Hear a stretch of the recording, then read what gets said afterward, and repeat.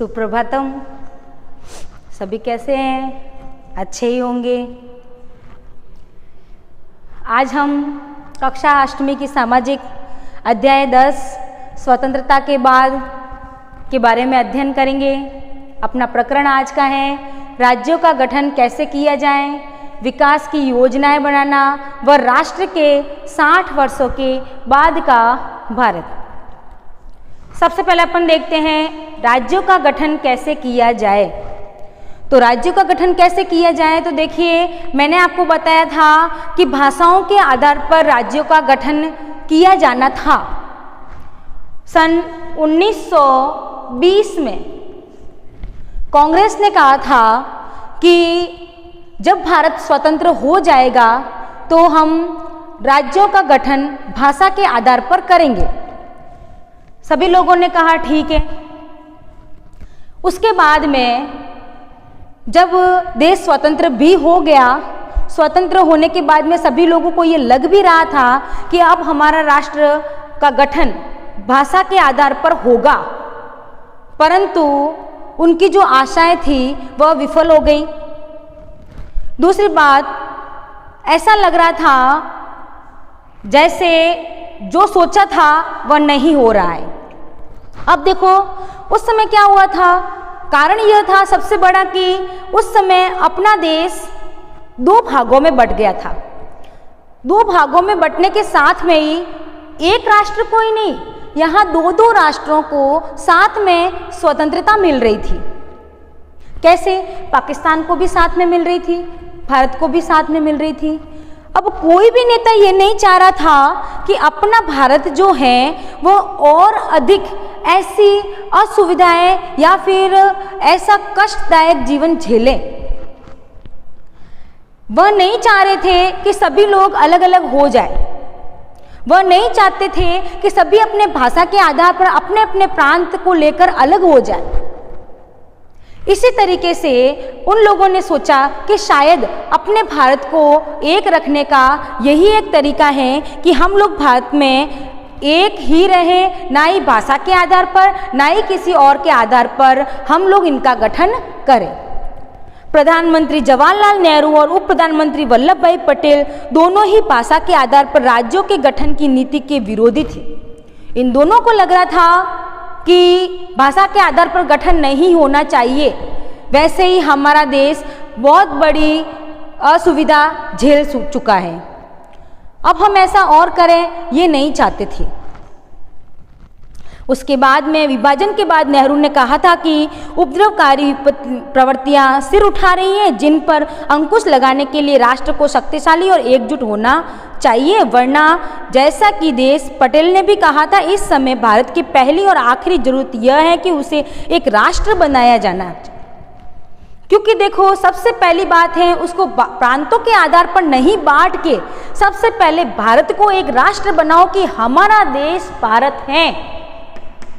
सभी भारत के लोग, भारत में रहने वाले लोग यह कहें कि हम भारत में रहते हैं, न किसी भाषा प्रांत के हैं, न किसी अलग अलग प्रांतों के, न किसी और देश के हैं और ना होना चाहते हैं।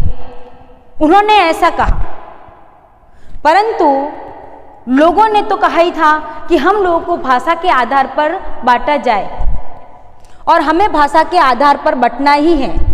इसी क्षेत्र को लेते हुए, इसी बात को लेते हुए तेलुगु भाषा के जो लोग थे, भाषी प्रदेश थे, वो बहुत ज़्यादा मतलब ये करने लगे, हड़तालें करने लगे, मतलब बहुत ज़्यादा उपद्रव करने लगे। वो चाहते थे कि हम लोगों का अलग से एक आंध्र प्रदेश बनाया जाए, जिसका नाम आंध्र प्रदेश हो, हमारा राष्ट्र अलग ये राज्य अलग बनाया जाए हमारे तेलुगु भाषी प्रदेश, ये भाषी क्षेत्र को। इसी तरीके से जब ज़्यादा से ज़्यादा लोग हड़ताल करने लगे तो इसमें एक रामुलु पोट्टी थे, वो अनशन पर बैठ गए।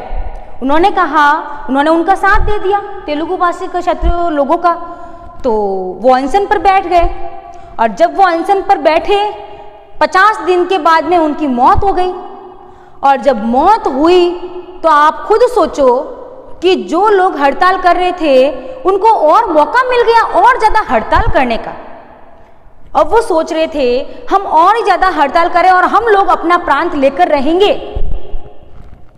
इसी तरीके से अपने कांग्रेस को भी अब सोचना पड़ा कि नहीं, आंध्र प्रदेश को अब अलग बनाना होगा। उन्होंने यह भी कहा अगर आप तेलुगु भाषी क्षेत्र को अलग नहीं कर सकते हो तो आप एक काम करिए, हमारे राष्ट्र को अलग कर दीजिए। जवाहरलाल नेहरू, महात्मा गांधी ये सब नहीं चाहते थे कि एक तो वैसे ही टुकड़े हो चुके हैं भारत के और अभी टुकड़े हो, ये नहीं चाहते थे। और इसीलिए आंध्र प्रदेश को अलग किया गया। इसी तरीके से भाषा के आधार पर धीरे धीरे सभी का गठन किया गया। मद्रासी का अलग गठन किया गया, तेलुगु का अलग गठन किया गया, इधर पंजाब में अलग गठन किया गया। पंजाब के लोगों ने भी हड़ताल कर दी क्योंकि हरियाणवी हिंदी बोलते थे, उन लोगों को अलग कर दिया। पंजाबी भाषी लोगों को अलग कर दिया। राजस्थान ये मारवाड़ी भाषी को अलग कर दिया, गुजराती भाषा को अलग कर दिया। मतलब कि सभी भाषाओं को अलग अलग बोलने वालों को अलग अलग राज्यों का गठन उनके आधार पर, भाषा के आधार पर कर दिया गया। इसी तरीके से भाषा के आधार पर राज्यों का गठन हुआ। अब आगे अपना दूसरा पॉइंट है विकास की योजनाएं बनाना। अब देखो, प्रांतों का गठन हो चुका था। गठन होने के बाद में अब सरकार के सामने यह बहुत बड़ी चुनौती थी कि हमारे भारत का विकास कैसे हो। जो लोग गरीब हैं उनको किस तरीके से रोजगार दिया जाए, किस तरीके से उनको आगे लाया जाए। आपको पता ही है जब संविधान लागू हुआ था तब मैं आपको एक बात बताना चाहती हूँ। आंध्र प्रदेश जो है वो 1953 में उसको अलग किया गया। उस समय 1953 में आंध्र प्रदेश का गठन किया गया था भाषा के आधार पर। फिर बाद में अनेक प्रांतों का गठन किया गया था। वैसे ही इधर विकास की योजनाएं भी चलाना चाहते थे। अब हमारा राष्ट्र विकसित कैसे होगा, किस तरीके से विकास होगा हमारे राष्ट्र का। अभी नया नया आज़ाद हुआ था, कुछ योजनाएं बनानी थी जिससे कि लोगों का रोजगार है, लोगों को जितनी परेशानियां झेलनी पड़ रही हैं वो नहीं हो, ऐसा कुछ करना था। तो ये सब विकास की योजनाएं बना रहे थे, किस तरीके से विकास किया जाए ताकि हमारा देश जो है वो विकसित हो सके। भारत और भारतीयों को गरीबी से मुक्त कराने और आधुनिक तकनीकी एवं औद्योगिक आधार निर्मित कराना नए भारत का एक बहुत बड़ा लक्ष्य था। 1950 में सरकार ने आर्थिक विकास के लिए नीतियां बनाने और उनको लागू करने के लिए एक योजना आयोग का गठन किया गया था। जब 1950 में हमारा गणतंत्र दिवस मनाया जाता, संविधान लागू हुआ था उस दिन योजना आयोग का भी गठन किया गया था। उसके अंदर योजनाएं बनाना, सरकार की योजनाएं कौन कौन सी किस तरीके से बनाना, वो भी उस आयोग का भी गठन किया गया था। अब योजना आयोग के तहत इस बारे में ज़्यादातर सहमति थी कि भारत मिश्रित अर्थव्यवस्था के रास्ते पर चलेगा, जहां राज्य और निजी क्षेत्र दोनों ही उत्पादन बढ़ाने और रोजगार पैदा करने में महत्वपूर्ण परस्पर पूरक भूमिका अदा करेंगे। किस क्षेत्र की क्या भूमिका होगी, अर्थात कौन से उद्योग सरकार द्वारा, कौन से उद्योग बाजार द्वारा यानी निजी उद्योगपतियों द्वारा लगाए जाएंगे, यह सब उसमें कहा गया। कौन से सरकार लगाएगी, कौन से सरकार में काम करेंगे, कौन से अपने निजी में लगाए जाएंगे, यह सब योजना के आधार पर काम किया गया। इसके बीच में द्वितीय पंचवर्षीय योजना को भी लागू किया गया। द्वितीय पंचवर्षीय योजना में भारी लौह इस्पात को ज़्यादा से ज़्यादा मान्यताएं दी गई। बड़े बड़े उद्योगों को बहुत बड़ी मान्यताएं दी गई। ज़्यादा से ज़्यादा उत्पादन करना और ज़्यादा से ज़्यादा उसमें निर्वहन करना, मतलब कि ज़्यादा से ज़्यादा उत्पादन किस तरीके से निवेश करने के बाद में हो सके, ऐसा कार्य करना। कुछ लोगों का कहना था कि प्राथमिक शिक्षा की उपेक्षा हो रही है। कुछ अन्य लोगों का मानना था कि आर्थिक नीतियों के कारण पर्यावरण पर पड़ रहे प्रभावों का उचित ध्यान भी नहीं दिया जा रहा है। अब कुछ लोग सोच रहे थे कि देखो पर्यावरण को भी बनाए रखना है और साथ में ही पर्यावरण तो बने रहेगा ही, साथ में ही अपना और ये विकास भी संभव करना है। दोनों ही काम साथ में होने चाहिए, क्योंकि विकास जब होता है तब पर्यावरण पर प्रभाव पड़ता है। जैसे कि हमें लकड़ियों की आवश्यकता रहती है या कि ईंधन की या और भी अन्य चीज़ों की, खनिजों की आवश्यकता रहती है, तो हम उस चीज़ का ज़्यादा से ज़्यादा उपयोग करते हैं जिससे कि पर्यावरण का संतुलन बिगड़ जाता है। तो लोगों का कहना था कि विकास तो हो परंतु पर्यावरण को भी साथ में लाया जाए, ऐसा उनका कहना था।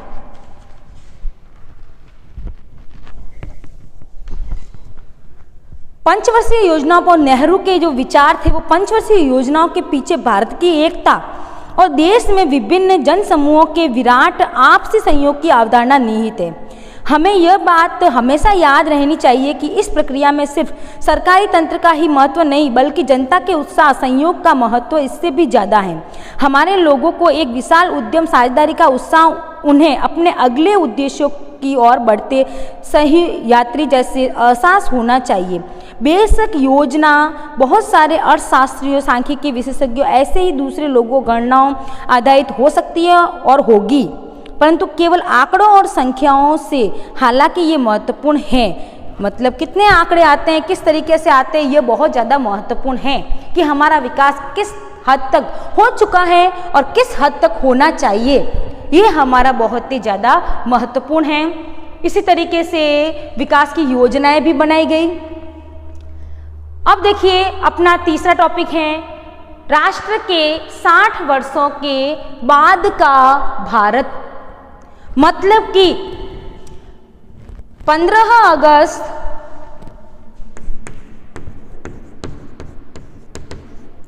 2007 का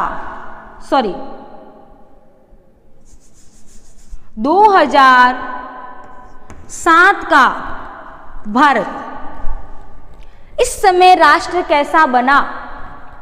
एक तरफ से तो हम लोग कहते हैं कि विकास हुआ, कैसा विकास हुआ, यहाँ तक कि हम लोग कहते हैं कि ऐसे लोग जो बिल्कुल ही पिछड़ गए थे, जिनको हम लोगों ने बिल्कुल भी कोई दर्जा नहीं दिया था, हमेशा पिछड़ा हुआ रखा था, उनको संविधान में विशेष दर्जा दिया गया जिससे कि उन्होंने इसका उपयोग करके और आगे बढ़े।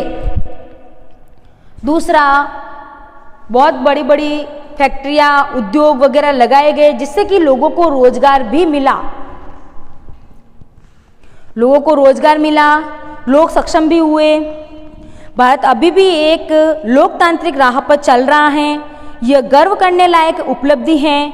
बहुत सारे विदेशी प्रेक्षकों का मानना था कि भारत एक ऐसे देश के रूप में ज़्यादा समय तक नहीं टिक पाएगा।